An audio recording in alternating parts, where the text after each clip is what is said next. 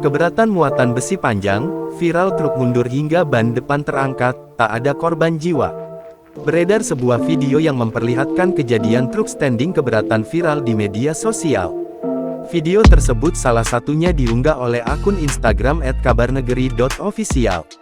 Kejadian itu diketahui terjadi di Porong arah Malang, Jawa Timur. Dalam video tersebut terlihat, truk berwarna oranye yang bermuatan besi Habim.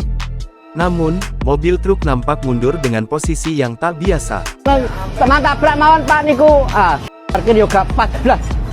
Ban depan truk terangkat cukup tinggi akibat kelebihan beban yang ada di bagian bak belakang. Tampak sopir truk masih berada di ruang kabin mencoba mengendalikan truknya.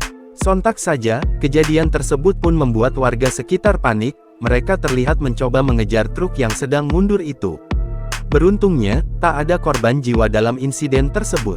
Video viral itu pun lantas mengundang berbagai komentar warganet.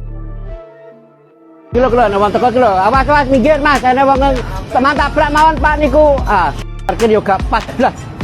Download Tribun X sekarang, menghadirkan lokal menjadi Indonesia.